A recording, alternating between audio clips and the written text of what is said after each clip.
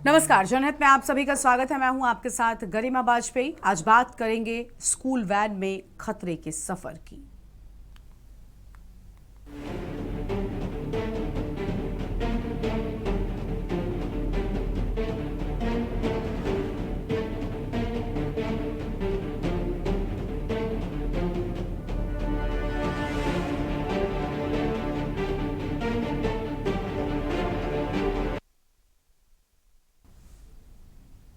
हर सुबह लाखों माता पिता अपने बच्चों को इस भरोसे के साथ स्कूल भेजते हैं कि वो सुरक्षित घर लौटेंगे। लेकिन अगर स्कूल वैन ही बच्चों के लिए खतरा बन जाए तो फिर इस भरोसे का भला क्या होगा। उत्तर प्रदेश के अलग अलग जिलों से सामने आई तस्वीरें बेहद चिंताजनक हैं। कहीं बिना नंबर प्लेट के स्कूल वैन सड़कों पर दौड़ती रही हैं, तो कहीं क्षमता से कई गुना ज्यादा बच्चों को ठूस ठूस कर बैठाया जा रहा है। सवाल सिर्फ नियमों के उल्लंघन का नहीं, बल्कि मासूम बच्चों की सुरक्षा और उनकी जिंदगी का भी है। आखिर स्कूल प्रबंधन नियमों को ताक पर रखकर बच्चों की जान से खिलवाड़ क्यों कर रहा है? परिवहन विभाग की निगरानी कहां है और किसी बड़े हादसे के बाद ही भला कार्रवाई क्यों होती है? जनहित में आज इसी बड़े मुद्दे पर होगी चर्चा, लेकिन उससे पहले आपको दिखाएंगे एक रिपोर्ट। ताक पर नियम, दांव पर बच्चों की जान। स्कूल वैन या चलता फिरता खतरा। बिना नंबर प्लेट बेखौफ दौड़ती स्कूल वैन। क्षमता से ज्यादा बच्चे, कौन जिम्मेदार? स्कूल वैन की सुरक्षा पर बड़ा सवाल। हर दिन हजारों बच्चे स्कूल वैन से अपने स्कूल पहुंचते हैं। अभिभावकों को भरोसा होता है कि स्कूल प्रबंधन उनके बच्चों की सुरक्षा का पूरा ध्यान रखेगा। लेकिन कानपुर देहात के मैथा ब्लॉक से सामने आई तस्वीरें इस भरोसे को झकझोर देती हैं। आरोप है कि क्षेत्र में कई स्कूल वैन बिना नंबर प्लेट के ही सड़कों पर दौड़ रही हैं। निजी वाहनों से छात्रों का परिवहन कराया जा रहा है और सुरक्षा नियमों की खुलेआम अनदेखी हो रही है। ऐसे में अगर कोई हादसा हो जाए तो जिम्मेदारी किसकी होगी? उधर बाराबंकी के राम सनेही घाट से सामने आई तस्वीरें और भी गंभीर सवाल खड़े करती हैं। यहाँ एक स्कूल वैन में क्षमता से कहीं अधिक बच्चों को बिठा कर ले जाया जा रहा है। वैन में बच्चों के बैठने तक की जगह नहीं है। बच्चे एक दूसरे से सटे हुए सफर करने को मजबूर हैं। जरा सी लापरवाही या सड़क हादसा बड़ी त्रासदी में बदल सकता है। आरोप है कि स्कूल प्रबंधन नियमों की अनदेखी कर सिर्फ अधिक से अधिक बच्चों को एक ही वाहन में बैठाकर परिवहन करा रहा है। स्कूल वाहनों के लिए मोटर व्हीकल नियमों के तहत फिटनेस, पंजीकरण, परमिट, सुरक्षा मानकों और निर्धारित क्षमता का पालन अनिवार्य है। इसके बावजूद कई जगह इन नियमों की अनदेखी की तस्वीरें सामने आती रहती हैं। सबसे बड़ा सवाल यह है कि जब स्कूल रोजाना बच्चों का परिवहन करते हैं तो परिवहन विभाग और संबंधित प्रशासनिक अधिकारी नियमित जांच क्यों नहीं करते? क्या कार्रवाई सिर्फ किसी बड़े हादसे के बाद ही होगी? स्कूल वैन सिर्फ एक वाहन नहीं, बल्कि माता पिता के भरोसे की जिम्मेदारी है। इस भरोसे के साथ कोई समझौता नहीं होना चाहिए। अब देखना होगा कि क्या बिना नंबर प्लेट और ओवरलोड स्कूल वैन पर सख्त कार्रवाई होगी। क्या बच्चों की सुरक्षा सुनिश्चित करने के लिए विशेष अभियान भी चलाया जाएगा। ब्यूरो रिपोर्ट, के न्यूज इंडिया।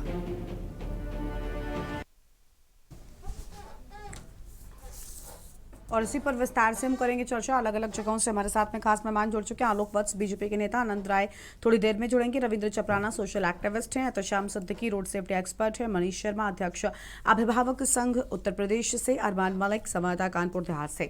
सबसे पहले हमारे संवाददाता का रुख करेंगे। अरमान, अलग अलग जगहों पर ऐसी तस्वीरें देखने को मिलती हैं जिसके चलते बड़े हादसे भी होते हैं, बड़ी लापरवाहियों का अंजाम हम सब ने देखा है। कई जगहों पर गाने कितने बच्चे चोटिल हुए, कितनों की जान गई। कानपुर देहात में भी ऐसी ही एक तस्वीर सामने आई है। बिना नंबर प्लेट के एक स्कूल बस, 22 सीटर बस जिसमें 50 बच्चे लगभग भरे जाते हैं, हम सब ने वो तस्वीरें सड़क चलते बड़ी आसानी से देखी होंगी। आखिर इन सब पर कोई एक्शन, कोई कार्रवाई क्यों नहीं होती? जी गर्मा जी, जी गर्मा जी, बिल्कुल। अगर बात करें कानपुर देहात की, तो कानपुर देहात में बेखौफ जो स्कूली वैन है वो धड़ल्ले से चलाई जा रही। आज इसमें ना ही तो नंबर प्लेट है, और जिस तरीके से अगर देखा जाए तो जो 30 सीटर की जो गाड़ियां हैं यार क्या उसमें करेगा, मैं न्यूज पे हूँ, तुम तक तक हो रही है। 50 से ज्यादा अधिक जो जो छात्र छात्रा हैं उनको लेकर ले जा रहे हैं। जिस तरीके से कानपुर देहात में जो एसपी है सदा नरेंद्र पांडे, वो लगातार सड़क सुरक्षा को लेकर एक अभियान चला रही है। वो अब जो अभियान है वो साफ तरीके से एक टूटता हुआ नजर आ रहा है कानपुर देहात में। अगर बात करें तो कानपुर देहात में ऐसे कई स्कूल हैं जहां पर अभी भी जो प्राइवेट गाड़ियां हैं, प्राइवेट गाड़ियों को बच्चों को लेकर जा रहे हैं, और लेकिन उनके साथ में जान माल का भी खतरा है। लेकिन ऐसे में उन स्कूलों पे कोई कार्रवाई नहीं होती जब मौके पर जब आरटीओ वहां जाते हैं जांच पड़ताल के लिए, तो जो जो स्कूल के संचालक है उन गाड़ियों को गायब कर देते हैं। जी वर्मा जी। मुझे है ना, मैं नहीं जाती। ठीक है, चलिए और मैं मनु का रुख कर लेती हूँ। हमारे साथ में भारतीय जनता पार्टी के नेता हैं आलोक वत्स जी। आलोक जी, बहुत स्वागत आपका। आलोक जी, क्या कहना चाहेंगे? ओवरलोड स्कूल वैन, इन पर कार्रवाई क्या हादसों के इंतजार के बाद होगी? क्या हादसा हो जाने के बाद ही एक्शन लिया जाएगा? तस्वीरें टीवी स्क्रीन पर लगातार हम आपको दिखा रहे हैं। 22 सीटर बस में लगभग 50 बच्चे भरे जा रहे हैं। वैन में एकदम जैसे पशुओं को भी ऐसे नहीं भरते, वैसे बच्चे भरे हुए हैं। ठीक तरीके से बच्चे खड़े भी नहीं हो पा रहे हैं। ये स्थिति है। क्या किसी हादसे का इंतजार हो रहा है? परिवहन विभाग आखिर क्यों सो रहा है?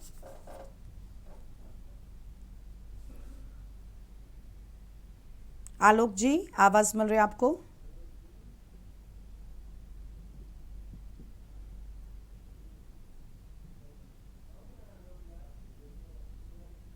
आलोक जी, आपको आवाज आ रही है? आपको मेरी आवाज आ रही है? जी बोलिए, बोलिए सर। देखिए, इस तरीके का ये जो फोटो वगैरह दिखाई दे रहा है, इससे ऐसा लगता है जैसे वहां के नियमों का कोई भी पालन नहीं हो रहा है और बेखौफ ये वाहन सड़कों पे दौड़ रही हैं। बच्चों को भी ठूस ठूस कर भरा जा रहा है, बिल्कुल। जो भी मानकों के अगेंस्ट है। इसका मतलब वहां का प्रशासन बिल्कुल ही आंख मूंद के काम कर रहा है। उसको इन चीजों की कोई चिंता नहीं है, बच्चों की या और लोगों की जो इस बस में अपनी जान जोखिम में डालकर प्रतिदिन सफर कर रहे हैं। अब ये लोग इस तरीके की काम क्यों कर रहे हैं गरिमा जी, ये एक विचारणीय विषय है। या तो इनके हाथों पे ग्रीस लगा दिया गया है, या ये बिल्कुल अपने काम के प्रति जवाबदेह नहीं है। किसी दिन भी कोई बड़ा हादसा हो सकता है और बगैर नंबर प्लेट के ये कितने दिनों से दौड़ रही है। जैसे राम मंदिर में चोरी कितने दिनों से हो रही है, ये अभी तक किसी ने आधिकारिक रूप से बताया नहीं। उसी तरीके से ये स्कूल वैन कितने दिनों से चल रही है कानपुर देहात की सड़कों पर बगैर नंबर प्लेट के। ये भी एक बहुत विचाराधीन विषय बनता है।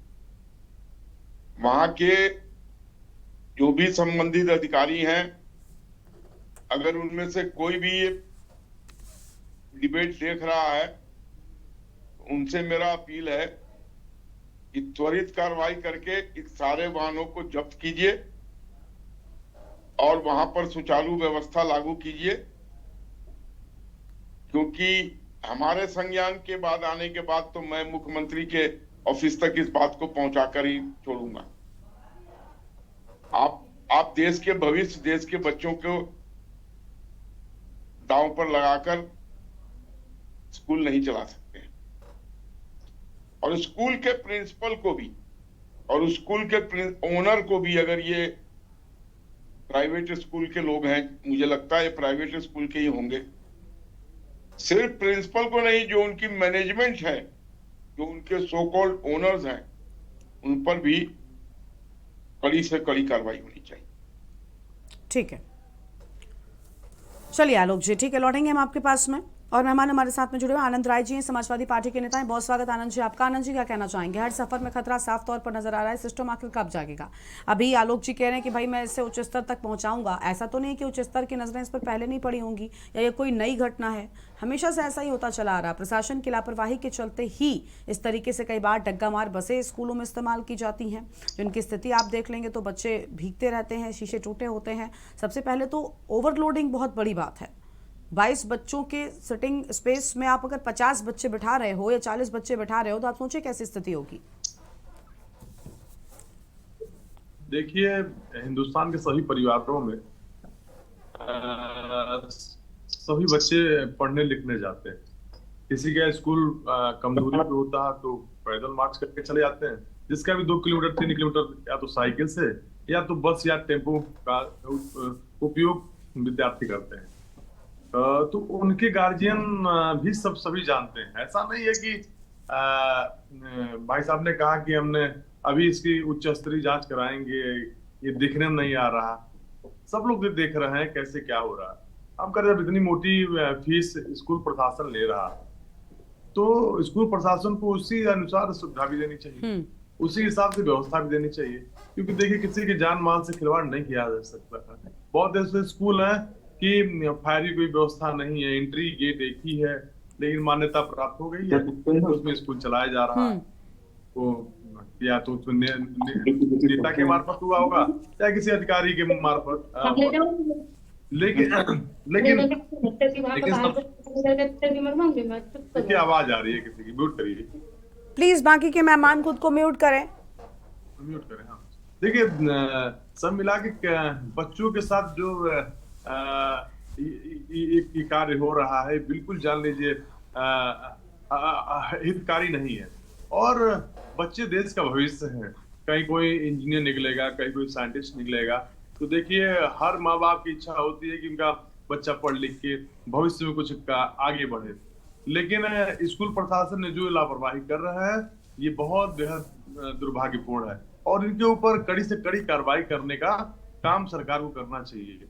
सरकार की आवश्यकता कि इनसे स्लाटर हाउस जैसा स्कूल हो चुका है, इनसे मोटा पैसा लेके और इनको फ्री में छोड़ दिया जाता, फ्री फंड में, कि आप जाइए आप कुछ भी करिए। आप एक स्कूल में 100 बच्चे भरिए, चाहे एक बस में 200 बच्चे भरिए। तो देखिए लापरवाही कहीं ना कहीं है। ये हर जगह की बात है, पूरे देश और प्रदेश की बात कर रहा हूँ कि जो भी सरकार रही हो इस पर विशेष अब ध्यान देना चाहिए और इस पे कड़ाई करते हुए एक तो फीस वृद्धि हर वर्ष 10% बढ़ाया जाता है, उस पर नियंत्रण लगाने की जरूरत है। दूसरा बच्चों की जान के साथ जो खिलवाड़ हो रहा है उस पर भी लगाम लगाने की जरूरत है। लेकिन सरकार कुछ भी नहीं देख रहा। सरकार को आंख पे पट्टी बंधी हुई है और अधिकारियों की आंख पे पट्टी बंधी हुई है। वो उनको जहां मोटा माल मिल जाता है उसकी सुनवाई कर लेते हैं, जहां जिसका पैसा नहीं मिलता उसके ऊपर दबाव बनाने का कार्य करती।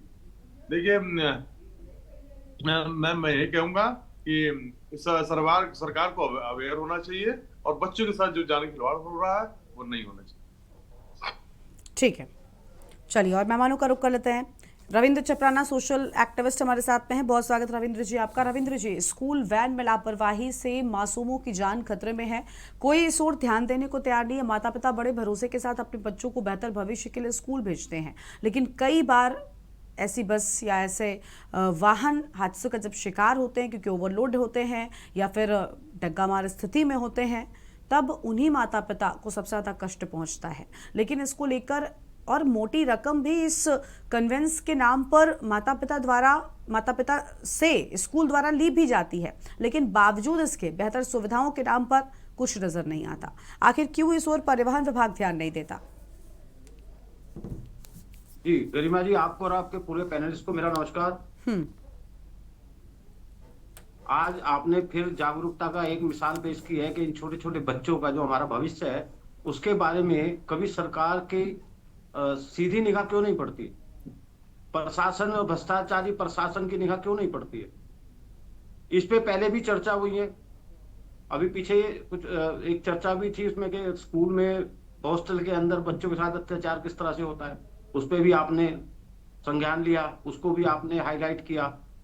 सरकार के नुमाइंदे जब हमारे सामने बैठते हैं तो मैं एक हास्यास्पद इनकी भाषा होती है कि हम इस पे विचार करेंगे और इस पे कार्रवाई करेंगे। और मेरा चैलेंज है कि आज तक किसी पे कोई कार्रवाई नहीं। हम लोग बार बार समाज सेवी हो या अपोजिशन पार्टी हो कुछ हो, मैं देखो पॉलिटिक्स की कोई बात नहीं कर रहा हूँ, मगर हम सामाजिक सेवाएं हम देते हैं, हम आग्रह करते हैं बार बार कि इस पे आप संज्ञान लीजिए, इसके बारे में आप कुछ ना कुछ ऐसा ठोस कदम उठाइए, कुछ भ्रष्टाचारी जितने भी हैं उनके बारे में कुछ जरूर करिए। और ये आपको बताओ गरिमा जी, स्कूलों का इतना बुरा हाल है, ये दिल्ली से गाड़ियां जाती हैं जिनकी एक्सपायरी डेट है, 15 साल हो चुके हैं, और वो 20-20, 50-50 हजार में ये वैन है, ये खरीद ली जाती हैं। ना तो उनके पास नंबर प्लेट है, ना ही आप किसी भी जनपद में आप जाके देख लीजिए, आपको ये 100-200 गाड़ियां घूमती मिलेंगी हर स्कूलों में। और स्कूलों में पार्किंग नहीं होती है, पार्किंग इनकी कहीं और होती है। जब स्कूल की छुट्टी होती है, जब इन बच्चों को बैठा के लाते हैं इसके अंदर। और इसमें सीटिंग अच्छे से नहीं है। 20 बच्चे हैं तो उसमें 50 बच्चे डाले हुए हैं। एक बच्चा 1200 से 1500 रुपए हर महीने फीस देता है। हमारे कई परिवारों के बच्चे भी जाते हैं, मगर वो बसों में भी जा रहे हैं या स्कूल में वैन में जाते हैं, तो उनपे जो चार्ज है, कन्वेंस चार्ज 1200 से 1500 रुपए का लिया जाता है।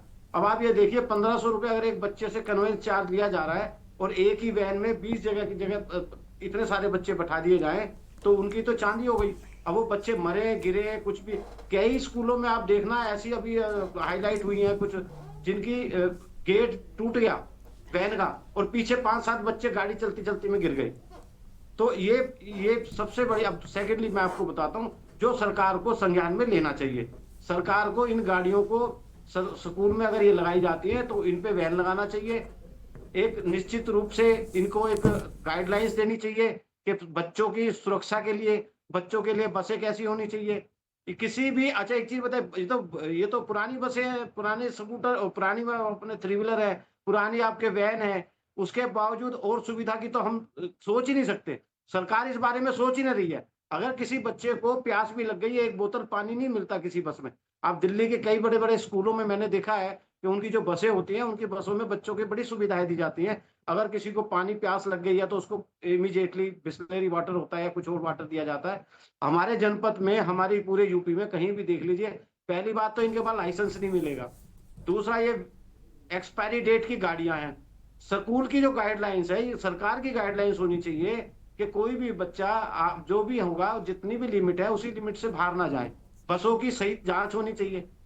और ये इतनी इतनी भयानक चीजें हैं, बिल्कुल आपने आगाह कर ऐसा दिया है कुछ आज। होता नहीं है। जैसे जो आप बता रहे हैं ये सब कुछ समय समय पर ऑडिट होता है, ऐसी कोई चीजें नजर नहीं आती है, क्योंकि कहीं ना कहीं मोटी रकम जो है वो होता है और साफ तौर पर आरटीओ भी एक्टिव नहीं होता। नहीं गरिमा जी, बिल्कुल सही कह रही हैं आप। ऑडिट होता है मगर भ्रष्टाचार के हवन में सुहा हो जाता है। बिल्कुल, थोड़ा सा बिल्कुल। इनको पैसा दीजिए। अभी किसी भी स्कूल में आप चले जाइए, मैं कहता हूँ आप जाके इनको एक बार ये पूछे कि आपके बस कितनी बसें लगी हैं, तो आपको पूरा चार्ट दिखाएंगे वो। ये बसें हैं और ये 2026 की हैं, लेटेस्ट बसें। तो ये सब कागजों में होता है, सब कुछ चढ़ाया जाता है, गाइडलाइंस है, सरकार ने गाइडलाइंस दी हुई है। अब बात कहाँ आती है, सरकार आंख मूंद के जब बैठती है ना, सरकार के प्रशासन के जो अधिकारी हैं उनको भी तो कुछ चाहिए। उनका खर्चा कैसे पूरा होगा? स्कूलों में जाते हैं, मोटी मोटी रकम लेके आ जाते हैं और उस पर कोई ऑडिट जब करते हैं तो सिग्नेचर होंगे उनके। ये ट्रैफिक वाले जो हैं हमारे, ये जो अपने गाड़ियों को जो पास करते हैं, इनके देखिए, इनके पास आरटीओ जाता है वहां स्कूलों में। मैं आपको बताऊं, हमारे कुछ मिलने जुलने वाले भी काफी लोग हैं, मैंने देखा है कई स्कूलों में। तो वो आरटीओ जाता है, वो अपना पूरी रकम लेके आता है वहां से और सिग्नेचर कर देता है कि भाई ये तुम्हारे स्कूल में 10 बसें लगी हुई हैं, 10 में से 2 ही होती हैं 2024 की बसें, 25 की 26 की, बाकी 8 बसें आपको एक्सपायरी डेट मिलेंगी सारी। अब उसका एक्सीडेंट हो जाए, बच्चे मर जाए, उन्हें कोई लेना देना नहीं इस बात से। ये आज के समय में यूपी एक बहुत अच्छा काम कर रहा है, सड़कें बन रही हैं, सरकार ये कह रही है हमने इतने बड़े काम कर दिए, इतने बड़ा काम कर दिया। जो हमारी जनरेशन है जिसने अभी हमारे पढ़ना शुरू किया है, अगर उन बच्चों के साथ इस तरह की लापरवाही होगी तो ये जो हमारे यहाँ साथ, हमारे साथी हमारे साथ, मैं कहना चाहूंगा जो हमारे बैठते हैं पक्ष के, जो हमारे साथी हमारे बैठते हैं, तो वो पहले से पहले पल्ला झाड़ लेते हैं, कहते नहीं ये गलत हुआ, हम इस पर कार्रवाई करेंगे। कार्रवाई की मांग तो हमें करनी चाहिए, आप उसको संज्ञान में लेना चाहिए। आपने जाके मंत्री को, अपने आप को मंत्री को बताएं कि जी इस तरह से न्यूज पे आ रहा है और हमें ये संज्ञान में आया, उस बारे में आप कुछ ज्ञापन दीजिए। और विपक्ष वाले क्या करते हैं, विपक्ष वाले तो इनकी गलतियां निकालते रहते हैं। और मैं इनसे हाथ जोड़ के कहूंगा, भैया आप जो ना एक काम करो, हमें भी बुला लो और 100 आदमी जाके ना स्कूल पे एक धरना दे देते हैं, इसका समाधान देखते कैसे नहीं निकलेगा। आरोप प्रत्यारोप से समस्या हल नहीं होगी। न्यूज पे हम डिबेट करते हैं, हम डिबेट इसलिए करते हैं कि इसका समाधान निकले किसी तरह।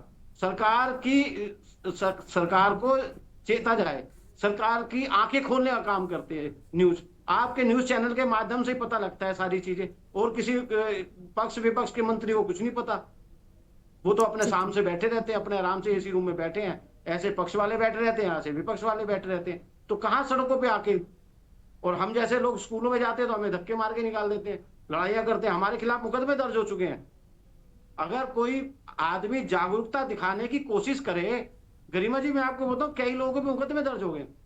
अभी आपने भी दिखाया था एक टीवी में, वो सड़कें खराब हो गई थी, वो बच्चों ने जाके वीडियो बनाई किसी के कहने पे, आज उन्हें वो कोर्ट के चक्कर काटने पड़ रहे हैं। और मुझे वादा किया गया था आपके चैनल पे कि उनके खिलाफ जो मुकदमे हैं वो वापिस होंगे, कोई मुकदमा वापिस नहीं हुआ, वो कोर्ट के चक्कर काट रहे हैं आज। अब बताओ जागरूकता रखें या मुकदमे दर्ज कराएं? पक्ष विपक्ष वाले जितने भी है वो किसी के संज्ञान में नहीं आते, आते हैं डिबेट करते हैं चले जाते हैं, पता लगा अफसर फिर कुंभकर्ण की नींद सो जाता है, उसको कोई लेना देना नहीं है, किसी को कोई मर रहा है, किसी बच्चे के साथ अन्याय हो रहा है, किसी गरीब आदमी को हॉस्पिटल में परेशानी हो रही है, किसी का कोई काम नहीं हो रहा, एसडीएम हो डीओ जितने भी प्रशासनिक अधिकारी हैं वो इस सरकार को सुनने को तैयार ही नहीं है। आप चले ठीक जाइए है। कभी भी, आप भी जाइए तो आपसे न्यूज वाले तो आपसे कहेंगे आप वहां नहीं जाएंगे, अभी आप ही को भी आपके न्यूज वालों को भगा देते हैं सरेआम। तो ये सरकार ठीक है।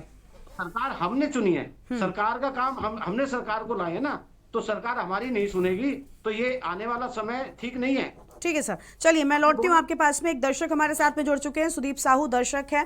बहुत स्वागत है आपका। सुदीप जी क्या कहना चाहेंगे आप?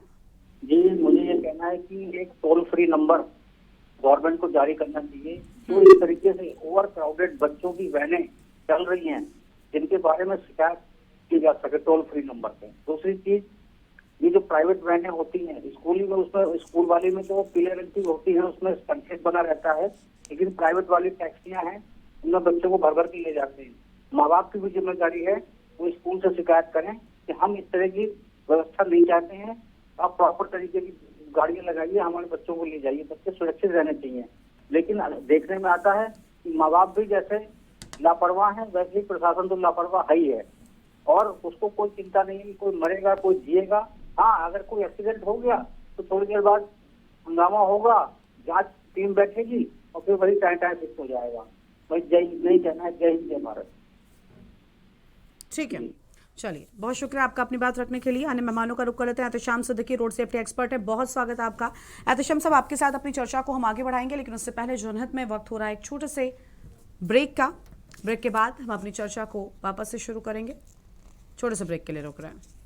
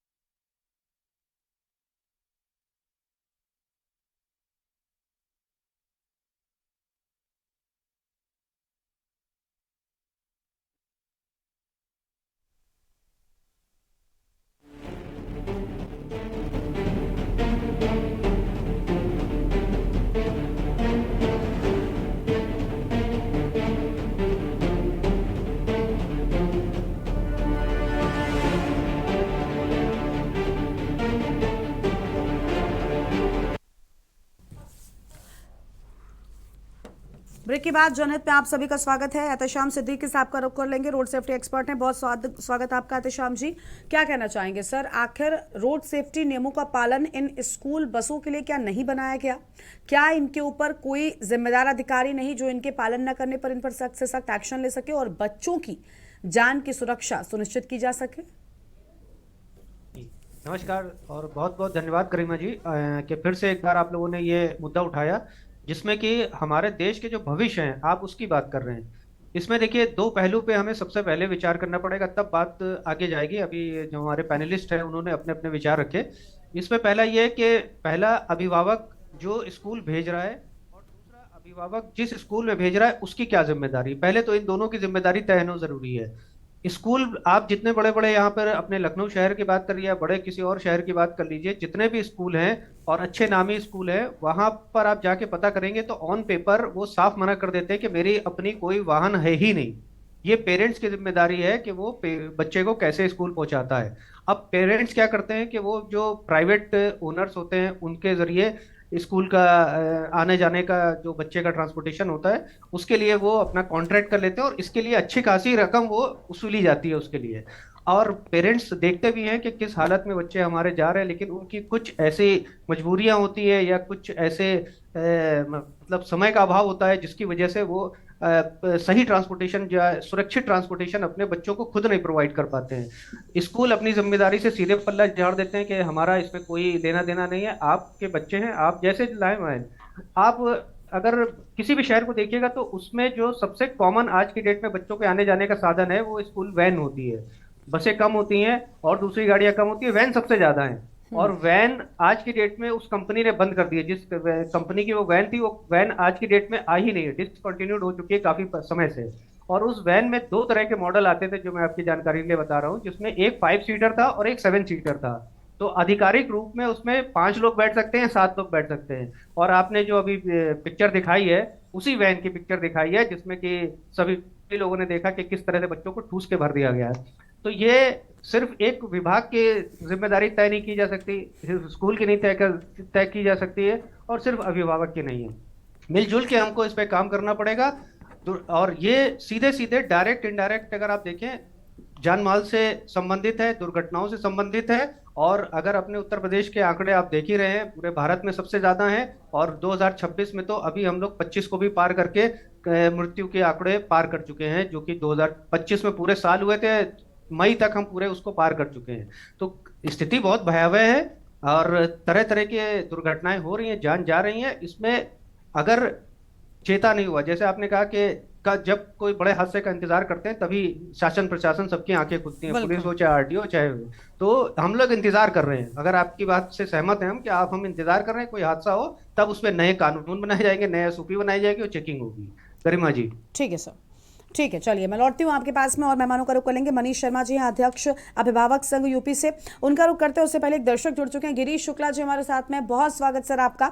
गिरीश जी क्या कहना चाहेंगे, क्या राय है आपकी? मैं ये कहना चाहता हूँ कि जो प्रैक्टिकल वे में देखना है तो बीरेन्द्र स्वरूप स्कूल है एस 2 ब्लॉक के नगर कानपुर में, छुट्टी के टाइम वहाँ जा करके गाड़ियों की स्थिति, सड़क की स्थिति, वैन की स्थिति सारी का स्टडी कर लीजिए। और जो मुझे अनुभव हुआ है वो मैं आपके सामने अनुभव करता हूँ कि बच्चों को जान मारने के अलावा और कोई काम नहीं हो रहा है। हम ये देश की सरकार से अनुरोध करते हैं कि जितने भी स्कूलों को मान्यता उन्होंने दी है सभी स्कूलों को वो लोन सैंक्शन करें और कंट्रोल रेट पर जो है वो किराए पर बच्चों को पहुंचाने ले जाने का काम स्कूल का होगा। ना अभिभावक पर छोड़े और ना ही किसी वैन वाले पर छोड़े। और वो वैन ड्राइवर जो है वहाँ नौकरी करेंगे उन्हीं में स्कूलों में, लेकिन ये अलग से जो चलाते हैं ये नहीं चलाएंगे क्योंकि बहुत दुर्घटना है और बच्चे के साथ में कोई भी अनहोनी हो सकती है, कोई भी कदम टुकड़म होते हैं, सब कुछ होते हैं। सरकार ध्यान दे, इनको जितना पैसा चाहिए स्कूल वालों को लोन सैंक्शन करे, ये बसें बनवाएं, मिनी बसें बनवाएं, वैन बनवाएं, अपनी सुरक्षा में बच्चा हमारे घर से जाएगा और उनकी सुरक्षा में वहाँ पढ़ेगा और उनकी सुरक्षा में हमारे घर तक आएगा। अगर ऐसी व्यवस्था पब्लिक स्कूल में नहीं हो सकती तो पब्लिक स्कूल बेकार है। हमारा बच्चा बीरेन्द्र स्वरूप में जाता है। ठीक है सर, चलिए बहुत शुक्रिया आपका अपनी राय रखने के लिए। मनीष शर्मा जी का रुख कर लेंगे हम अध्यक्ष अभिभावक संघ की ओर से। मनीष जी बहुत स्वागत आपका। आखिर इन लापरवाहियों से माता पिता को डर नहीं लगता क्या? क्योंकि जिम्मेदारी मेरा मानना है कि अभिभावकों की भी है। बहुत मोटी रकम उनसे वसूली जाती है स्कूलों में कन्वेंस के नाम पर। मैंने कई स्कूलों में देखा है जितनी स्कूल फीस होती है उससे कहीं ज्यादा कन्वेंस का खर्चा होता है। अब आप सोचिए माता पिता वो पैसे देने के बावजूद भी अपने बच्चों की सुरक्षा को सुनिश्चित नहीं कर पा रहे हैं या नहीं हो पा रही है, आखिर क्यों? अनम्यूट कीजिए सर, अनम्यूट कीजिए मनीष शर्मा जी।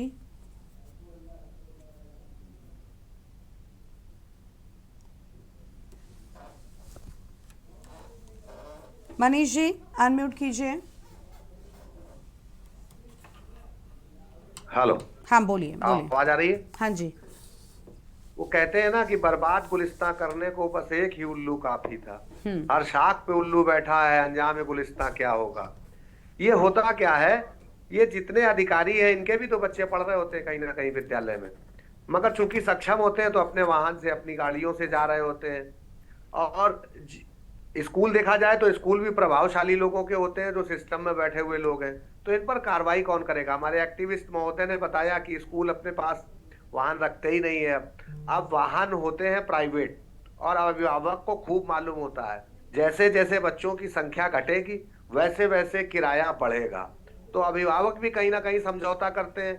इसके लिए प्रयास ये होना चाहिए कि कायदे से जो विभाग है वो अपनी जिम्मेदारी, मगर जैसे कि उन्होंने बताया अभी हमारे रविंद्र जी ने कि आरटीओ के अधिकारी जाते हैं और पैसा लेकर के आ जाते हैं, और किसी बड़े हादसे का इंतजार हो रहा होता है।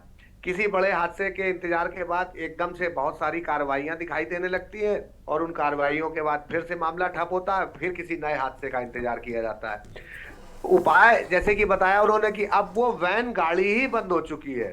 अब आपको सड़क चलते, हमको आपको सबको सड़क पर वैन चलती हुई दिखाई देती है जिसमें बच्चे भेड़ बकरी की तरह ठुसे हुए होते हैं। बताया ना कि जैसे ही 4 बच्चे कम होंगे अभिभावक की जेब पर बोझा पड़ेगा। इस बात पर भी विचार करना होगा शासन और प्रशासन को कि कैसे व्यवस्था की जाए, क्योंकि एक तरफ स्कूल में पेरेंट्स बड़ी बड़ी फीस दे रहे होते हैं, हाँ बसों में जरूर, मगर मानक की अनदेखी तो क्लास से ही शुरू होती है। जैसे एक क्लास में 40 बच्चे होने चाहिए, वहां पर बच्चे भी 50 होते हैं। जब बच्चे 50 होते हैं तो वो बच्चे अपने घर भी जाएंगे, और जब घर जाएंगे तो वैन में भेड़ बकरी की तरह ठूसे हुए होंगे या बस में ठूसे हुए होंगे, और हर बार किसी ना किसी हादसे का इंतजार हो रहा होता है। पक्ष से भी कहना यही, विपक्ष से भी कहना यही, एक सामूहिक प्रयास की आवश्यकता है। और जब तक सामूहिक प्रयास नहीं होंगे, देखिए अभिभावक कहीं ना कहीं अपनी जेब को पैसा बचाने के लिए कहीं ना कहीं समझौता करते हैं, और जब हादसा हो जाता है तो बच्चों के साथ अनहोनी घटती है और सब हो हल्ला मचता है चारों तरफ। प्रयास सामूहिक करने की जरूरत है और जागरूकता की भी जरूरत है, मगर प्रबंध तंत्र जो कि सक्षम लोगों के हैं, सिस्टम से जुड़े हुए लोगों के हैं, इसलिए कार्रवाई नहीं हो पाती विद्यालयों पर। मेरा मानना तो ये है। ठीक है सर, चलिए लौटते हैं आपके पास में। प्रबंध तंत्र क्योंकि सक्षम है, इस वजह से कार्रवाई नहीं हो पाती, अपने आप में बड़ी बात है। इसका जवाब हम आलोक वत्स जी से लेंगे। हमारे साथ हमारे संवाददाता भी लगातार बने, तो अरमान आप मीटिंग लीव कर सकते हैं। बहुत शुक्रिया आपका हमारे साथ जुड़ने के लिए और बातचीत के लिए। आलोक वत्स जी क्या जवाब देंगे सर, कार्रवाई नहीं हो पाती, इसके अलग अलग कारण सामने आए हैं। देखिए गरिमा जी, जो बातें लोगों ने कही हैं तो सार्थक बातें कही हैं। इस तरीके की अगर अव्यवस्था शहर में फैली हुई है तो निश्चित जो अधिकारीगण हैं वो अपने काम को पूरी लगन और सच्चाई से नहीं कर रहे हैं। यही कारण है जो ये स्कूल बसें अवैध रूप से संचालित हैं, और मुझे लगता है कि इनका जो पीरियड ऑफ ऑपरेशन है वो भी शायद खत्म हो चुका है, इसीलिए ये नंबर प्लेट लगाने से बच रहे हैं। और जो स्कूल वैन है वो भी लगभग बस का ही काम कर रही है, उसमें भी मुर्गी के दरबे के जैसे लोगों को ठूस ठूस के ले जाया जा रहा है। तो अगर प्रशासन चौकन्ना होता और अगर प्रशासन टाइट होता और पूरी नियम तो सारे चीज के बने हुए हैं, फॉलो करे तब ना, इसके लिए कोई नया नियम बनाने की जरूरत नहीं है, ये सारे कागजों में नियम बने हुए हैं। नहीं तो इनको फॉलो, देखिए आपने नियम बना दिया, वेरी गुड, लेकिन ये नियम फॉलो भी किए जा रहे हैं कि नहीं, ये सुनिश्चित करने के लिए कौन है? क्या वो देखना जिम्मेदारी नहीं होती? सिर्फ नियम बनाना ही जिम्मेदारी थोड़ी होती है, उनको पूरा किया जा रहा है, माना जा रहा है कि नहीं? आती हूँ रविंद्र जी।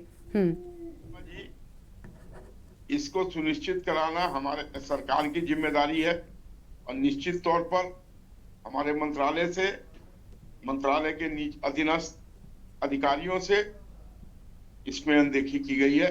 मुझे इस बात को मानने में कोई हिचकिचाहट नहीं। ठीक है। और मैं उनसे उम्मीद करता हूं आपने इस ज्वलंत मुद्दा को,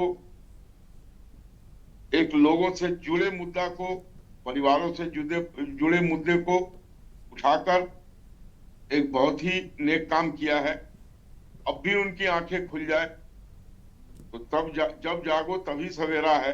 मैं समझूंगा कि कल परसों से ही चीजें ठीक होनी शुरू हो जाएंगी। नहीं तो मैं तो निश्चित तौर पर मुख्यमंत्री के संज्ञान में लाऊंगा और मुझे उम्मीद है कि वहां से कड़ी कार्रवाई सुनिश्चित कराऊंगा। चलिए ठीक है, लौटती हूँ मैं आपके पास में। रविंद्र चपराना जी कुछ कह रहे थे। रविंद्र जी बताइए। गरिमा जी, अभी हमारे साथी बता रहे थे कि ये स्कूल की बसें नहीं होती, तो मैं इनको बताना चाहूंगा कि हर स्कूल को 10 बस मिलने का डिस्काउंट पर उनको बसें खरीदी जाती है। मैं आपको कितने सारे स्कूल ऐसे बता सकता हूँ। नोएडा के अंदर आप चले जाएं, गाजियाबाद में आप चले जाएं, इनको बसें जो मिलती है ना, इनको उस पे पैसे की छूट मिलती है और इनकी अपनी बसें हैं। दूसरी बात, अभी हमारे पक्ष के हमारे साथी ने बताया कि ये ऐसा गलत हो रहा है, सरकार ने कानून बनाए हुए हैं और इन पे संज्ञान लिया जाएगा। मैं आपसे हाथ जोड़ के विनती कर रहा हूं, आप इस कार्यक्रम को देखकर जितने भी लोग इसके अंदर सामाजिक तौर पर जिन्होंने अत्याचार किया है लोगों के ऊपर, स्कूलों पर, जितने भी इसके अभिभावक पे कोई, लेकिन अभिभावक क्या करेगा? अभिभावक तो अपने बच्चे को स्कूल छोड़ना ही छोड़ना है। जो स्कूल में बच्चे, जो स्कूल वाले हैं, वैन वाले हैं, जो प्रशासनिक अधिकारी हैं, आरटीओ हैं, आप 2-4 को टर्मिनेट कर दीजिए। पता लगा दूसरी बार जब हम न्यूज पे बैठेंगे आके, तो आपके लिए हम तारीफ करेंगे और आपके लिए हम साधुवाद करेंगे कि आपने इतना अच्छा काम करा दिया। आज सरकार जाग चुकी है। सर, आपको हम खुद कहना चाह रहे हैं कि सरकार को आपको जागना है, प्रशासन अधिकारी को नहीं जागना, आरटीओ को नहीं जागना। क्यों उनकी पेट पे लात मार रहे हो आप? क्यों उनके खर्चे पानी बंद कर रहे हो? हाँ, जिस दिन आपने 2-4 को टर्मिनेट किया, 2-4 को आगे पीछे किया, उनको संज्ञान में लाए और उनको नापना शुरू करा, उस दिन से आपके सरकार की वाहवाही होने लगेगी।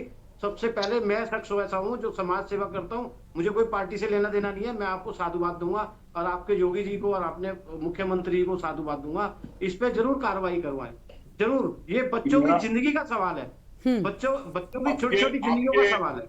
आपके सुझाव का मैं स्वागत करता हूं और मैं अपनी तरफ से पुरजोर कोशिश करूंगा कि जिस तरीके की बातें आपने की है उसको मैं मूर्त रूप देने की कवायद करूंगा। अभी हमारा सुप्रीम कोर्ट से एक ऑर्डर आया था, ठीक है, जिसमें बताया गया कि सुप्रीम कोर्ट का ऑर्डर फॉलो होना चाहिए। सरकार उसमें भी फेल हो रही है, उसको भी पास नहीं करा पा रही है। आज फिर वही पटड़ियां, वही हाल, बुरा हाल। कल मैं नोएडा में था, तो वहां जाके इतना बुरा हाल देखा, मेरा निकलना मुश्किल हो गया। गाड़ी वहां इतना क्रॉचमेंट है। सुप्रीम कोर्ट का ऑर्डर है, सुप्रीम कोर्ट ने ऑर्डर दिया है कि आप इन चीजों को हटाएं यहाँ से। और गरिमा जी, मैं हैरान हो गया, मुझे गाजियाबाद आते आते मैं देख के हैरान हो गया। मैं सोच रहा था इनकी वीडियो बनाऊं, कोई बात नहीं, कल फिर जाना है मुझे। इतना बुरा हाल है। सरकार, प्रशासनिक अधिकारी कैसे बैठे हैं आंख मूंझ के? सुप्रीम कोर्ट के ऑर्डर को भी फॉलो नहीं कर पा रहे हैं, समझ में नहीं आता। 2-4 को, अफसरों को नापना पड़ेगा, सरकार को सख्त होना पड़ेगा, जब भी आम नागरिकों को ये थोड़ी सी राहत मिलनी स्टार्ट होगी और आपको भी राहत होगी। आप हर रोज नया एक मुद्दा लेके आते हैं, रोज आते हैं बेचारे, सब शोर मचाते हैं कि हाँ जिस पे कार्रवाई होगी, मगर आपका भी साधुवाद है कि आप इन्हीं मुद्दों को आपकी तरफ से उठाया जाता है। ना कोई विपक्ष उठाता है, ना पक्ष वालों की आंखें तो बंद है ही, वो तो देखते ही नहीं है प्रशासनिक अधिकारियों को। अरे आपके रिश्तेदार थोड़ी ना है वो। प्रशासन को अगर सही नहीं चला पा रहे हैं तो उनके खिलाफ कार्रवाई करना प्रशासनिक सरकार के, यूपी सरकार का फर्ज बनता है। आप 2-4 को नाप दीजिए अच्छी तरह। आने वाले समय में आपको ये लगेगा कि इतना अच्छा काम हो चुका है, आप कहीं भी चले जाए। मैं आपको बताऊं, मैं खेकड़े गया था अपने किसी साथी के लिए, धक्के मार के निकाल दिया हमें वहां से। मतलब इनकी ताकत देखिए, प्रशासनिक अधिकारियों की, पटवारियों की या पुलिस अधिकारियों की, इनकी ताकत देखिए। ये आपको कमरे में घुसने से मतलब आपको सम्मानित नहीं करेंगे, आपको पूछेंगे नहीं आप किस लिए आए हैं, धक्के मार के निकाल देते हैं। और अभी किसी मंत्री का फोन आ जाए कि सर यहाँ तो सब कुछ ठीक है, 1 घंटे बाद उसी पटवारी ने हमें चाय बिस्कुट के साथ हमारे साथ बड़ा सम्मानित तरीके से बुलाया। क्यों बुलाया? क्योंकि हमने जब फोन कराया किसी विधायक का, जब जाके हमें तो उन्होंने चाय पिलाई, जब हमारी बात मानने को तैयार हुए। तो ये प्रशासन के इतने ढीठ हो चुके हैं सर, इन्हें तो आदत पड़ चुकी है। आप कितना ही कुछ कर लीजिए, आज से नहीं है, ये 20 सालों से देख रहा हूँ। मेरी 30 साल की जो समाज की सेवा का जो पीरियड है, 30 सालों से मैं देख रहा हूँ। वो आते भी इनकी सुधरी नहीं है, बिल्कुल 2-4 की सुधर गई है, मगर 10 में से 7 अभी बेईमान बैठे हैं, जो अभी इनको सही ढंग से सरकार को देखने की जरूरत है। 1-2 को तो चला सकते हैं, मगर जब 10 में से 7 प्रशासन अधिकारी भ्रष्ट होंगे तो कहीं ना कहीं सवालिया निशान जरूर उठते हैं सरकार पर। और सरकार इसलिए उनको इनका जो देती है, इनको जो अपना ये जो चलाते हैं ना, जो इनको 2-4 को नाप देंगे तो बिल्कुल ठीक हो जाएगा। इनको अधिकार है सरकार को कि अगर हमारे सरकार में प्रशासन अधिकारी अगर किसी भी प्रकार का इस तरह का कोई हरकत करे तो योगी जी अपना वो दिखाए ना, पता लगे योगी जी है ये। वो लंगड़ा कार्यक्रम जो करते हो तो कर दो इन प्रशासन अधिकारियों के साथ ही। जो रिश्वत ले उसको कह दो इनकी टांग में गोली मार दो। आरटीओ स्कूल में जाए, पता लगा इनकी टांग में गोली मार दो। कोई स्कूल में नहीं जाएगा, कोई कहीं करके भ्रष्टाचार नहीं करेगा। क्यों? जब तक इनको दहशत नहीं होगी ना, जब तक इनको ये नहीं लगेगा कि सरकार बहुत सख्त है। उन्हें पता है सॉफ्ट है सारी। आप सस्पेंड कर देते हैं, सस्पेंड करने का फायदा होता है उन्हें। 6 महीने घर बैठते हैं, चाय नाश्ता करते हैं, और मोटे हो जाते हैं और मुंह बड़ा कर देते हैं खाने के लिए हराम का माल। फिर वो आ जाएंगे दोबारा वकीलों को पैसा देके या कहीं से वो करके फिर सरकार में आ जाते हैं, और सरकार में आने के बाद फिर वही काम शुरू कर देते हैं। ठीक है सर, मैं आती हूँ रविंद्र जी आपके पास। एहतशाम जी का एक बार फिर से रुक कर लेंगे। एहतशाम जी, ऐसा तो नहीं है, क्योंकि हम देखते हैं जब सड़क सुरक्षा सप्ताह चलता है या ऐसे भी लगभग हर चौराहे पर आपको कोई ना कोई ट्रैफिक पुलिसकर्मी मिल ही जाएगा, बावजूद इसके ऐसे वाहनों पर हम ये तो नहीं मान सकते कि नजर नहीं जाती होगी। नहीं, बिल्कुल। ये जितने भी नियमों की अनदेखी हो रही है, ये आंखों के नीचे हो रही है। सब देख रहे हैं इसको। हमने अभी यही कहा ना कि आपके अभिभावक भी जानते हैं, स्कूल प्रशासन भी जानता है, और हमारा शासन भी जानता है। शासन जो हमारे जिम्मेदार अधिकारी हैं वो सब जानते हैं। लेकिन अब इसके पीछे क्यों इस पे सख्त कार्रवाई नहीं होती है? समय समय पर माननीय मुख्यमंत्री जी के भी सख्त निर्देश है सड़क सुरक्षा को लेके। इसकी हर महीने समीक्षा बैठक होती है सड़क सुरक्षा को लेके, और उस पर तमाम तरह के निर्देश दिए जाते हैं। लेकिन ये ग्राउंड लेवल पे क्यों नहीं हो पाता है, ये बड़ा गंभीर विषय है। ये इस पे सबको काम करने की जरूरत है। और जहां तक दुर्घटनाओं की बात है, कि हम अभी जैसे आप बार बार वही चीज कह रहे हैं कि हम इंतजार करते रहते हैं। अभी जैसे आपने देखा होगा एक अग्निकांड हुआ, बहुचर्चित अग्निकांड हुआ, और उसके बाद से देखिए सारी जांच बैठ गई और हर जगह बंद कर दिए गए, कोचिंग सेंटर बंद कर दिए गए, सब चीजें हुई। तो वही फिर से होगा, अगर कोई ऐसी सड़क दुर्घटना होती है फिर सारे स्कूलों पे जांच होगी और इस तरह के कई कागज गाड़ियों को जब्त कर दिया जाएगा। बार बार यही होगा चीजें, और उसके बाद फिर से वही चीजें होंगी। तो सिस्टम में कहीं ना कहीं कमी है, जिसकी वजह से ये। और ये आपको बताएं गरिमा जी, ये जो बता रहे थे सर के बसें स्कूल वालों को दी जाती है, मैं सहमत हूँ स्कूल वालों को दी जाती है, लेकिन सिर्फ बसों से 5000 बच्चों का ट्रांसपोर्टेशन संभव है ही नहीं। इसके लिए पूरा एक सिंडिकेट काम करता है जो प्राइवेट ऑपरेटर्स होते हैं, और वो जो बताया जा रहा है अभिभावक से पैसे लेते हैं और मानक से अधिक सवारी बैठा के बच्चों को लाते ले जाते हैं और उनकी जान से खिलवाड़ करते हैं। तो दुर्घटनाओं का दावा देने की मुहिम है भी, और क्या कहा जा सकता है इससे। ठीक है सर, चलिए मैं लौटती हूँ आपके पास में और मेहमानों का रुख कर लेंगे। हमारे साथ में नेता बीजेपी आलोक जी लगातार बने हुए हैं। हादसों को दावत देने के लिए ये सब कुछ है, और कहीं ना कहीं ये कहना है एहतशाम जी का कि सब कुछ आंखों के सामने हो रहा है, ये अपने आप में आलोक जी कई सारे सवाल खड़े कर रहा है। क्या आपने कहा कि आप इसे उच्च स्तर तक जरूर पहुंचाएंगे, लेकिन क्या आपसे पहले अन्य लोगों ने इसको नहीं देखा होगा? क्या जिम्मेदार अधिकारियों ने इसको नहीं देखा होगा? वो आखिर क्या कर रहे हैं?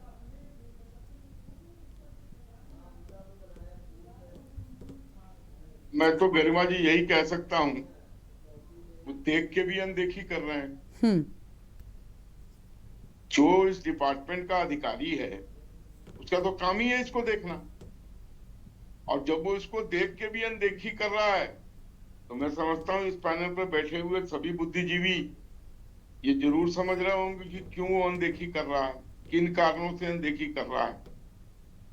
एक स्कूल की बात होती तो मैं समझता वो किसी बीजेपी के आदमी का है, लेकिन ये तो सारे स्कूलों में है। और एक चीज आपको मैं बता दूं, ये कानपुर देहात की बात आप दिखा रही हैं, यही हाल कमोबेश पूरे हिंदुस्तान के स्कूलों में है, खासकर छोटे शहरों में। ये एक नेक्सस है, एक माफियाइज्म है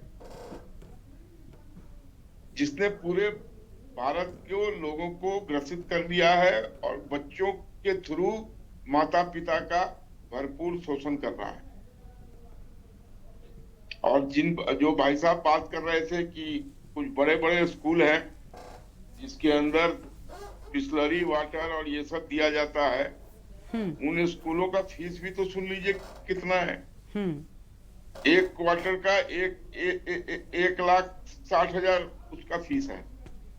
वो सुबह का नाश्ता भी देते हैं, दोपहर का खाना भी देते हैं। वो तो अपनी अपनी सुविधाओं पर, लेकिन अगर हम सिर्फ कन्वेंस पर ही बात करें इस तरीके से, तो ये कमाई का खेल क्यों जा रही है? ये कमाई का खेल क्यों जा रही है? ये बड़ी, इस पर हम अभी फिलहाल केंद्रित रहते हैं। How many people can afford to pay 1,60,000 बच्चे को पढ़ाने के लिए? That is okay, बट अगर हम उतना नहीं अफोर्ड कर सकते, हम जितना भी अफोर्ड कर पा रहे हैं उस हिसाब से वैसे स्कूल में भेज रहे हैं। लेकिन कन्वेंस के लिए अगर ऐसी चीजों का इस्तेमाल होगा, भाई बच्चा पढ़ेगा तो तब जब बच्चा सुरक्षित रहेगा, स्कूल पहुंचेगा, ऐसी स्थितियों में तो कुछ और ही नजर आता है। लेकिन हो रहा है ना। हाँ, तो यही मैं कह रही हूँ कि ये क्यों हो रहा है। आप खुद ये बात कह रहे हैं कि लेकिन हो रहा है, आरटीओ पर एक्शन क्यों नहीं होता? हम तो आपसे सवाल पूछ रहे हैं, आप खुद स्वीकार कर ले रहे हैं, हम आप ही से सवाल पूछ रहे हैं। आप सत्ता में हैं, निकाल फेंकिए ऐसे अधिकारियों को, एक्शन लीजिए। एक चीज बताइए गरिमा जी, अब आप पीला बस दिखा रही हैं टेलीविजन पर, तो मैं उसको काला कह दूं? नहीं, बिल्कुल आपने स्वीकारा, ये बड़ी अच्छी बात है। अगर मैं किसी पार्टी में हूँ, हाँ। इसका मतलब ये तो नहीं कि उस पार्टी में सब चीज ठीक ही हो रहा है। चलिए, बहुत, मैं क्या कह रही हूँ, बहुत अच्छी बात है। आप ये भी कह रहे हैं, मुझे बड़ा अच्छा लग रहा है कि आपने स्वीकार किया, ये गुड, बहुत अच्छा है। गलत हो रहा है, हाँ, तो उसको भी तो इंगित करना हमारा काम है। हाँ, लेकिन सर उसको उस गलत को सही करना। अगर मैं गलछोटी पे उतर जाऊं, आप कहिए कि नहीं जी बस में ये हो रहा, मैं कहूँ नहीं जी बस में तो सब कुछ ठीक हो रहा है, गलती से उसका नेम प्लेट गिर गया होता। अच्छा, ठीक है, तो आप मुझे क्या कहेंगी? अंदर अंदर तो आप कहेंगी ना, इससे बड़ा झूठा मैंने नहीं देखा है। जी। गरिमा जी, अगर सरकार इच्छा शक्ति दिखाए, इस प्रकार के भाई साहब ने जो बातें कही हैं, एग्जैक्टली, नहीं, आपको बड़ा एक प्रवक्ता के नाते आपने स्वीकार किया कि हाँ कमियां हैं, बहुत अच्छी बात है, इसके लिए आपकी तारीफ होनी चाहिए, इसमें कोई दो राय नहीं है। लेकिन आलोक जी, सिर्फ स्वीकार करना नहीं होता है। राजनीति करता हूँ, बहुत अच्छी बात है सर, बहुत अच्छी, बहुत बधाई आपको। अगर गवारा नहीं करेगा, मैं राजनीति नहीं करूंगा ऐसा। बस आप जो है ना, हाथ जोड़ के विनती, इच्छा शक्ति दिखा दीजिए, सरकार इस बार कर दे, कुछ ऐसा काम कर देगा जो हम फिर न्यूज पे सुने, गरिमा जी कहे कि इतने अफसरों को नाप दिया आज यूपी सरकार ने। कीजिए, जो चिट्ठी में भेजूंगा मुख्यमंत्री को, आप उसके शब्दों को देख लीजिएगा। ठीक है, चलिए उनके द्वारा इस मुद्दे को उठाया जाएगा। रविंद्र जी, क्या कहेंगे आप? नहीं, मुद्दा उठाया, जैसे देखिए अभी पहली बार हमें ऐसे प्रवक्ता हमारे बीजेपी के मिले हैं, तो मेरा बहुत मैं इनको धन्यवाद देता हूं कि कम से कम इन्होंने आज एक बात तो मान ली। सरकार कहीं ना कहीं लापरवाही जो ऑफिसर कर रहे हैं उनको तरफ नहीं देख पा रही है, ये चीज तो इन्होंने मान ली। मगर अब क्या है कि अब सेकंड पॉइंट ये है कि अब इच्छा शक्ति दिखानी सरकार को। जो ये लोग इस तरह की हरकतें कर रहे हैं, जब तक वो नपेंगे नहीं, जब तक उनके साथ उचित कार्रवाई नहीं होगी, जब तक आपके पूरे यूपी के जनपदों में ये जो भ्रष्टाचार है इस पे लगाम नहीं लगेगी। और लगाम जब लगेगी जब सरकार अपनी इच्छा से, अपनी शक्तियों से इनको दिखाएगी कि आज योगी सरकार की है, यहाँ पर मोदी जी है, और जो इस तरह की बातें करेगा उसको नाप दिया जाएगा, उसको जेल भेजा जाएगा या उसके खिलाफ कार्रवाई करी जाएगी, उसको उस पद से हटा दिया जाएगा। तो मैं कहता हूं कि हम भी वाह करेंगे जी, आपके न्यूज के चैनल्स के माध्यम से आप भी इनको साधुवाद दीजिए। अगर इस तरह से हो जाए तो हम तो इंतजार कर रहे हैं उस दिन का, मगर अभी यही इंतजार है हमारा, कब आएगा ऐसा दिन जब हम आपके साथ चैनल में बैठ के साधुवाद करेंगे, धन्यवाद देंगे सरकार को। नहीं, बिल्कुल बहुत अच्छी बात है कि कम से कम एक चीज़ को स्वीकारा गया और उस पर बेहतर काम करने के लिए कदम उठाने की बात भी कही गई है। मुझे लगता है कि अगर ऐसी इच्छा शक्ति दिखाई जाए तो चीज़ें बेहतर आने वाले वक्त में हो भी सकती हैं। क्यों एहतशाम जी, अगर सरकार चाहे तो क्या कुछ नहीं हो सकता? प्रशासन एक्टिव हो जाए, विभाग एक्टिव हो जाए, विभागों पर एक्शन होने लग जाए, सब ठीक हो जाएगा। जी बिल्कुल सही आप कह रही हैं कि अगर सरकार चाहे तो सब कुछ संभव है। आप देखते होंगे कि कई केसेस में हम लोगों ने देखा कि तुरंत कार्रवाई की गई, निलंबन की कार्रवाई की गई, स्कूल के खिलाफ कार्रवाई की गई, कई स्कूलों में ताले भी लगवा दिए गए, ऐसा भी किया गया है। तो ये नहीं कहा जा सकता है कि नहीं कोई काम नहीं होता है, लेकिन हाँ जिस जमीनी स्तर पे काम होना चाहिए उसकी कहीं ना कहीं कमी आती है, ये हम सबको मानना पड़ेगा जितने भी पैनलिस्ट हैं। और कहाँ पे कमी आती है ये किसी एक विभाग का या किसी एक स्कूल का मुद्दा नहीं है, ये एक जॉइंट ऑपरेशन आप कह सकते हैं इसको, कि एक जॉइंट ऑपरेशन चलाना है हमें पूरे प्रदेश भर में, अपने राजधानी में हमारे, के इस तरह की जो अनदेखी हो रही है नियमों को उस पर सख्त से सख्त कार्रवाई की जाए। उसमें पुलिस प्रशासन का भी हाथ है, आपका आरटीओ का भी होना चाहिए और अपने इसका प्रशासन का, तो सब मिलके अगर काम करेंगे तो बिल्कुल बदलाव होना चाहिए, 100% बदलाव होना चाहिए। ठीक है, चलिए उम्मीद ये है कि देखिए आने वाले वक्त में चीज़ें बेहतर होंगी। हर सफ़र में जो खतरा हम बच्चों को देखने को मिल रहा है, इस खतरे से बच्चों को राहत मिलेगी और माता पिता भी इस बात पर विशेष ध्यान देंगे कि कम से कम ऐसी चीज़ें ना हो सके। उम्मीद है कि आलोक जी ने जो बातें कही हैं कि भाई इस पूरे मामले को वो उच्च स्तर तक अधिकारियों तक पहुँचाएंगे, मुख्यमंत्री को चिट्ठी लिखेंगे, तो उस चिट्ठी के बाद एक्शन ज़रूर हो। आलोक जी ये सुनिश्चित करना भी मुझे लगता है आप मत भूलिएगा, क्योंकि ठीक है हमने अपनी जिम्मेदारी निभाई, हमने उस पर चर्चा की, हम चाहते हैं कि मामला उच्च स्तर तक पहुंचे, आपने उसको लेकर अहम बातें कही, तो अगर ऐसा होता है तो बहुत अच्छी बात होगी और बच्चों का भविष्य भी और सेहत भी सुरक्षित रहेगी। शुक्रिया आप सभी मेहमानों का हमारे साथ चर्चा में आने के लिए और अपनी बात रखने के लिए। तो ओवरलोड वाहन में बच्चे साफ तौर पर नजर आ रहे हैं, स्कूल वैन में बच्चे खतरे का सफर करने को मजबूर है, मोटी रकम वसूलने के बाद भी स्कूलों के द्वारा व्यवस्थाओं को बेहतर नहीं किया जा रहा है। इस कार्यक्रम में इतना ही, तमाम बड़ी खबरों के लिए आप देखते रहिए न्यूज़ इंडिया। नमस्कार।